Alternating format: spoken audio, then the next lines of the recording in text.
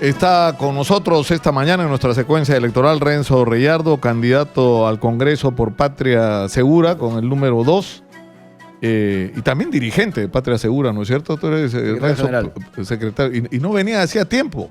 Hacía un buen rato, Nicolás. La campaña electoral municipal. Fue muy intensa. Sí. Muy intensa. Primero agradecer. Lo que conste que no viniste porque no quisiste, no porque acá no te habíamos invitado. No, me invitaron. Y me invitaron a un montón de medios y no se podía estar en todos. Y la verdad que había una actividad muy intensa de caminatas, de presencia en distintos sectores que evidentemente hacían que esto también sea algo difícil de poder cumplir, ¿no? Bueno, en fin, hay muchas cosas que reflexionar de esa campaña municipal que además ha sido muy reciente y otra vez entramos a otro proceso a partir de una decisión gubernamental que hoy nos tiene ante este escenario, ¿no? Ahora, ustedes en Patria Segura, digamos, han estado del lado de quienes consideran que lo que ocurrió es un golpe de Estado. No.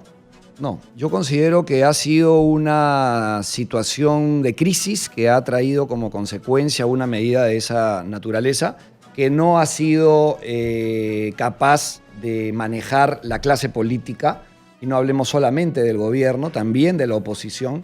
Creo que esto ha podido llevarse a un buen puerto y no funcionó. Y como consecuencia de ello, el presidente de la República tuvo que optar por una medida de esa naturaleza, que para muchos es un golpe de Estado absolutamente respetable, para otros no, para otros es una medida que efectivamente es drástica, pero que de pronto era necesaria ya que estábamos en una situación bastante crítica, ¿no? Entonces, no es posible que los poderes de Estado, el poder legislativo, que es el principal poder, el primer poder del Estado, y el poder ejecutivo se enfrenten constantemente. Y no es la primera vez, Nicolás. También hemos tenido enfrentamientos con el Poder Judicial, también hemos tenido enfrentamientos de distintos sectores con el Ministerio Público, la policía, por ejemplo. Hay una crisis institucional compleja, ¿no? Compleja, y que hay que saber administrar. Porque eso es bien importante, ¿no es cierto? ¿Para qué están yendo los partidos al Congreso? Y da la sensación de que algunos, sobre todo los que... Es más, el otro día lo dijo acá Rosa Bartra claramente, dijo... Vamos a medir la correlación de fuerza, pero si podemos, era lo que ella decía, su agenda va a ser vacancia ¿no es cierto?, del presidente Martín Vizcarra, de interferir de alguna manera en el equipo especial Abacato y sacar a Rafael Vela y José Domingo Pérez. Puede haber una agenda propia, es decir, es una agenda que tiene que ver más con los problemas judiciales de Keiko Fujimori que con los problemas del país. Por supuesto. Tenemos que primero pensar en el bien del país. Hablaba yo hace un momento de la institucionalidad. Tenemos que adoptar medidas en este próximo Congreso, que no se va a poder hacer mucho, y eso es algo que hay que decirle a la gente con claridad. Tenemos que escoger a los miembros del Tribunal Constitucional. Ese es un encargo parlamentario. Y que eso hay que hacerlo entrando al Congreso y al Parlamento. Tenemos que trabajar por los problemas serios, la inseguridad. Es algo que puede sonar repetitivo. A mí la gente me conoce en ese espacio en el que siempre he estado vinculado, por lo menos en los últimos años, pero es algo que no puede esperar más tiempo. Nicolás, la gente muere todos los días, no solo en la capital, en el interior también. Son cientos de personas que fallecen producto del accionar delictivo. ¿Pero qué puede hacer el Congreso para que la situación de la inseguridad cambie? Una cosa concreto, te pongo una para empezar. Hay varias, pero una. Que se cree la Comisión Dictaminadora de Seguridad Ciudadana. Nosotros yo fui presidente de la Comisión Especial de Seguridad Ciudadana y fue una de las comisiones que mayor productividad legislativa tuvo. Presentamos muchos proyectos de ley y cerca de 20 fueron aprobadas. Leyes que hoy están en vigencia y que han modificado el Código Penal, el Código Procesal Penal, el Código del Niño y del Adolescente, en fin, una serie de normas que van en favor de la seguridad de los peruanos. Entonces, lo primero que hay que hacer, y lo ofrezco como bancada con nuestros parlamentarios, y ojalá las demás fuerzas políticas que integren el Parlamento lo hagan, vamos a crear la Comisión Dictaminadora, no especial, que es la que tuvimos, Dictaminadora de Seguridad Ciudadana. Lamentablemente, el Congreso, que ya dejó de existir, a pesar de que existe todavía la Comisión Permanente, tuvo la poca visión, la poca sensibilidad para mantener vigente una comisión tan importante como la Comisión Especial de Seguridad Ciudadana. Se la tiraron abajo. Entonces, claro, los temas de seguridad ciudadana se ven en las comisiones de defensa, que son muy amplios, esos temas que se ven ahí, porque son temas de militares, temas de policía. Es muy amplio, no hay una comisión especializada en temas de seguridad ciudadana, o los ve la Comisión de Justicia cuando hay temas de modificación jurídica. Claro, cuando es un tema específico y que es más legal. Si uno le pregunta a los peruanos, penal. el principal problema que los agobia, digamos, ¿no? Exactamente. Entonces, lo primero que hay que hacer es crear esa comisión.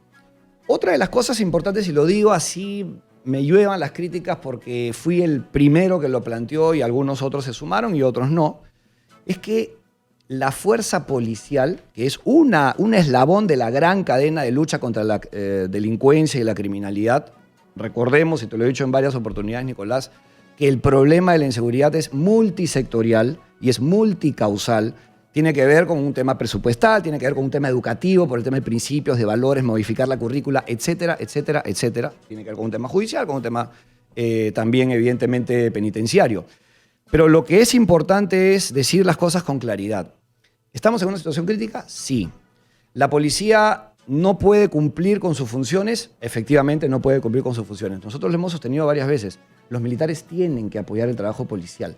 Nosotros... O sea, ¿tú crees que las Fuerzas Armadas tienen que intervenir? Por supuesto, Nicolás. Y hay una ley que lo contempla, que es el Decreto Legislativo 1095. Ya, pero lo que sucede es que... Pero el problema es que siempre terminamos en lo mismo. Es decir, hay fenómeno del niño que se encargan los militares. Hasta para recoger la basura lo llamamos a los militares. Entonces, y a la hora de atender sus reclamos, sus pedidos, ahí sí nos y a la acordamos, hora ¿no es en cierto? que... Y eso es otra cosa. Y a la hora en que deciden algunos personajes vinculados a ONGs o a instituciones no gubernamentales procesar a los militares, nadie los ayuda, nadie los atiende, les dan la espalda. Lo que a mí me resulta más indignante de todo esto. Y también pasa con la policía. No, pero a mí, ¿sabes lo que me resulta indignante? La situación de los militares que están sometidos a procesos. O sea, yo he sido una persona muy crítica con respecto a la manera como en determinado momento se manejó la guerra antisubversiva que se convirtió en una guerra sucia.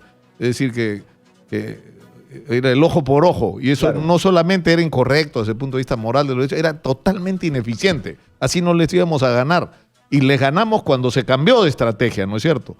Sí, pero, sin embargo, a mí me parece una cobardía que quienes están siendo procesados sean los militares y no los dirigentes políticos. Claro, los que los pusieron ahí, los que los soltaron a enfrentar al terrorismo sin estar preparados. Ni siquiera el Código de Justicia Militar estaba preparado para enfrentar. Por eso me preocupa que tú digas que los militares se metan en la lucha contra la delincuencia. Los militares están hechos para la guerra. Que se metan, que se metan, Nicolás, como la propia norma y el propio marco jurídico y la propia ley contempla. Vuelvo a decirte, el 1095 establece con claridad. Tú sabes en qué base legal se ampara el gobierno para que los militares, por ejemplo, luchen contra la minería ilegal.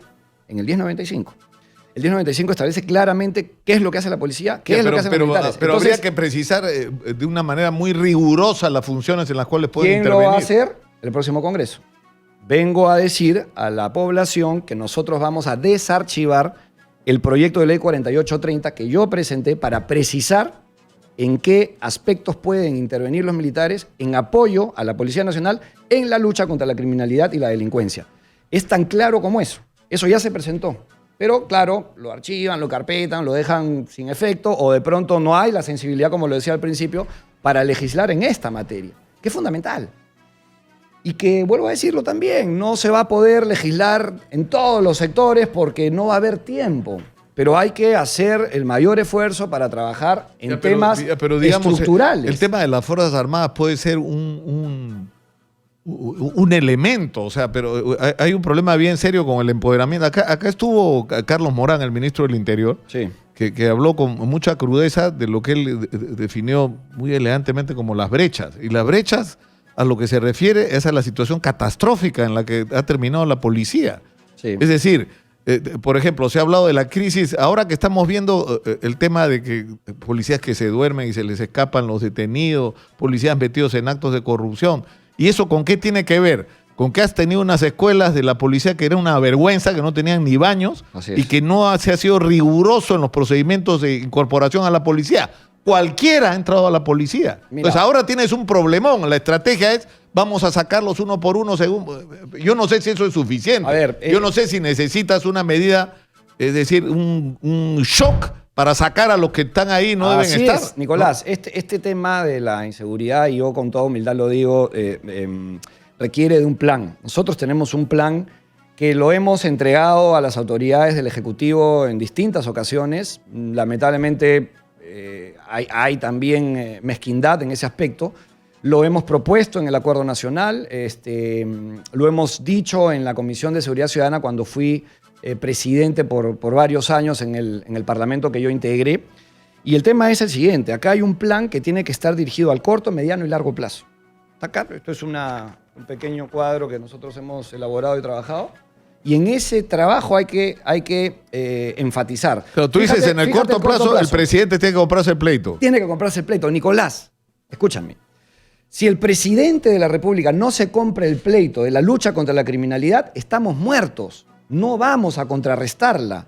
El presidente tiene que asumir el liderazgo y convocar en ese Consejo de Estado que se llama el CONASEC, que es una brillante oportunidad para tomar decisiones, a todos los actores que tienen que ver en la lucha contra la criminalidad. Tú has puesto acá cosas de las que se ha hablado, ¿no es cierto? Evaluación integral de la actuación de fiscales y jueces, porque por el tema ese de la puerta giratoria. La policía los mete y salen. Por eso te digo que es todo el tema educativo, modificar la currícula y cumplir con psicólogos de acuerdo a ley. Cuando hablamos de los militares, tiene que ver también con tomar medidas. Ahora, por ejemplo, esto del sistema penitenciario, ya pareció una broma. ¿Cómo se llamaba el ministro de la época de Humala con el cuento de los bloqueadores de telefónicos que no funcionaban? ¿No es cierto? El actual abogado de la señora Nadine Heredia. Claro, los grilletes electrónicos. ¿No es cierto? Pero son por años se ha hablado de esto y nunca se han implementado. Es decir, se sabe que se está cometiendo delitos y hay bandas organizadas de las cárceles y sin embargo siguen hablando por celular, ¿no es cierto? Mira lo que dice aquí en el corto plazo. Habla de declarar en situación de emergencia la seguridad en el país. Situación de emergencia, ¿qué significa, Nicolás? Que tú puedes dotar de la tecnología, de la logística, de los implementos necesarios para que la policía esté digamos, logísticamente adecuada y preparada, para que en el Ministerio Público haya digitalización de expedientes, para que en el Poder Judicial lo mismo, para que se pueda comprar de manera inmediata. La situación de emergencia no es lo mismo que estado de emergencia, que no se confunda. Pero ahí hay un asunto bien importante también, que por ejemplo han surgido los cuerpos de serenazgo para tapar los huecos que dejaba la policía, ¿no es cierto? Pero lo que debería ser claro es que lo que hay que potenciar y fortalecer es la policía. Por supuesto. Porque es la policía la que tiene que asumir la lucha directa contra la delincuencia. Y que forma parte de esto, que esto es enunciativo, que hay un tema de desarrollo que se le ha entregado, vuelvo a decir, al gobierno en su oportunidad. ¿Qué es lo que se propone a nivel policial, en concreto? Que es una de las partes, uno de los eslabones, como te decía hace un momento, de esta cadena que tiene que ver con la lucha contra la criminalidad y la delincuencia. Primera cosa que hay que hacer en la policía: mejorarle las remuneraciones, Nicolás, urgentemente. ¿Cómo? No le vamos a sacar al Estado el dinero. No va a salir de un Estado que no tiene los recursos para hacerlo, porque además las Fuerzas Armadas también van a reclamar y no va a alcanzar. Vamos a ponernos en un caso que yo también te lo he dicho en varias ocasiones aquí en tus programas, en un caso similar que se desarrolló en Colombia. Colombiano, claro. El colombiano. Crearon un fondo para luchar contra la criminalidad y la delincuencia. ¿Cómo salía el fondo? De las obras de infraestructura pública destinaban el 6% a ese fondo para luchar contra la criminalidad. Hasta los sueldos aumentaron de la policía. El primer año que se creó esto recaudó $1.000 millones al cambio y ahora están en más de 10.000 millones de dólares. El problema que tienes es que resulta absolutamente degradante para los policías que tengan que, porque el 24x24, que la gente ya se olvidó, se creó en un momento porque no había dinero para pagar a los policías y la solución increíble que se encontró, increíble porque es increíble que haya pasado, ¿no es cierto? Que se le dijo a los policías: tú trabajas 24 horas para la policía y las otras 24 anda a vértelas a la calle, hermanito, y puedes usar tu uniforme. Por supuesto. Eso que debió durar unos meses permanece hasta hoy. Tenemos que darle sueldo dignos. Eso dignos. tiene que acabar. O sea, tú le tienes que pagar a los policías un sueldo lo suficientemente decente para que no necesite trabajar en nada. Nicolás, el policía es policía 24 horas, todos los días de la semana. Ese es un profesional que se prepara y se capacita para ser policía. Por lo tanto, hay que dignificar sus remuneraciones. Yo voy a hacer todos los esfuerzos posibles del Congreso. El Congreso no tiene iniciativa de gasto. y aquí hay que decir las cosas con claridad, yo he estado 10 años en el Parlamento y conozco perfectamente lo que se puede y lo que no se puede ofrecer. Pero voy a hacer lo posible para que tengan sueldos dignos, Nicolás. Y busquemos argumentos y busquemos estrategias creativas para que puedan tenerlo. Y no solamente sueldos, también toda esa parte operativa acceso que es absolutamente a la necesaria. vivienda, acceso Seguro, a seguros. atención médica. Y por supuesto todos los pertrechos educación para sus hijos, equipamiento. Educación, que es el formación. otro tema, el tema del equipamiento. Es decir, yo he conocido por entrevistas, por gente amiga que está muy involucrada por otras razones, por otras actividades, ¿no es cierto? Que son las fantasías que hay ahora de la tecnología. Es increíble lo que está pasando, por ejemplo, en todos los servicios mineros. Es impresionante. O sea, donde el conductor de uno de estos camiones o cargadores está totalmente monitorizado. O sea, hay una cámara 24 horas al día. Totalmente. Está identificado. O sea, es imposible que, o sea, se mueve 3 centímetros a la izquierda fuera de lo que es lo programado y se enciende las alertas. Es decir, eso puesto al servicio de la lucha por la seguridad sería la tecnología está para hacerse uso, para utilizarla, para que vaya en favor de la población. Nicolás, tú hablabas de los bloqueadores de teléfonos en los penales. Eso es algo que se tiene que implementar de un día a otro. Los grilletes, fíjate, vamos a decir aquí algo que ya tiene que ver con el aspecto penitenciario y por eso yo hablaba que esto es multisectorial y se tiene que trabajar de forma paralela. Y la única manera en que se pueda trabajar de forma paralela es que el presidente de la República, me dirijo al señor Martín Vizcarra, asuma de una vez por todas el liderazgo. No tenemos más tiempo que perder. Que asume el liderazgo y que convoque a las partes al CONASEC. Y solamente quiero terminar la idea de lo del tema penitenciario. El 60% de personas privadas de su libertad que están en los penales del país, 60, son personas procesadas, no sentenciadas. A ese 60%, que es la gran masa, la gran población penitenciaria en el país, aplícales el tema del grillete. Además, hay una inmensa cantidad de gente. Por ejemplo, ahora que hubo la crisis por lo de Keiko, que protestaron internas, decían, ¿por qué le dan a Keiko y a nosotros no? Porque hay un montón de mujeres y por delitos que son... Pero por son o sea, Burrier, en el caso extremo, pero en muchos casos son chicas que están por abortos, por haber participado en organizaciones de microcomercialización de droga, pero en la última escala, es decir... Por eso a estas personas... O sea, los dueños de las organizaciones no están presas y ellas Nicolás, sí. La ley está, la ley existe, los jueces no la aplican. Es un tema de coordinación, es un tema de descuido. A estas personas hay que darles la posibilidad de que tengan el grillete electrónico y si lo incumplen, se van nuevamente presos y pierden todo este tipo de beneficios. Y una cosa más, el 99% de personas que tienen estos sistemas en el mundo, 99%, ha traído como consecuencia que es eficiente. Es decir, casi al 100%. El tema del monitoreo y la vigilancia electrónica. Sí, me escriben acá. Exitosa. Es inevitable preguntártelo, ¿no? No tiene nada que ver con la política, porque es lo que están preguntando en las redes. ¿Qué pasó con Deportivo Municipal? Bueno, ahí está, pues el Muni es un equipo muy querido. Tú has sido presidente y la gente se ha quejado. Y tuve que dar un paso al costado porque justamente esto salió de la noche a la mañana, la convocatoria de elecciones, y tuve que armar las listas para el Parlamento. Y bueno, el equipo está felizmente reestructurándose. Nosotros hicimos el inicio de una no privatización, sino de una concesión para que inversionistas aporten por el club. No quiero anunciar nada porque esto ya lo tienen que hacer los canales oficiales, pero pronto van a haber noticias al respecto y me agradezco de haber sido parte de esto, ¿no? Que se va a vender municipal. No, va a haber una inversión privada considerable que evidentemente va a salir de una situación incómoda en la que siempre ha estado el club, a pesar de buenos resultados que hubieron en los últimos años, pero bueno, siempre hubo un endeudamiento a futuro que eso pasó factura también, ¿no? Y pasa, y esto sucede. Pero bueno, ahí está el club y esperemos que le vaya súper bien en el próximo torneo. Esto va a ser noticia, ¿eh? Esto va a ser noticia en los programas deportivos. No, ya hay algunos tweets que han lanzado al respecto, sí. Pero bueno, no puedo yo anunciar más detalles, ¿no? Bueno, ha estado con nosotros Renzo Reyardo, de Patria Segura, va con el número 2. Así es, acá está el 2. No se ve. Vamos a recibir en nuestros estudios. Gracias, Nicolás. Muchas gracias por estar acá. Te dejo el plan. Vamos a recibir ahora a Carla Heredia, candidato al Congreso por Somos Perú, y Cecilia García, candidato al Congreso por Podemos.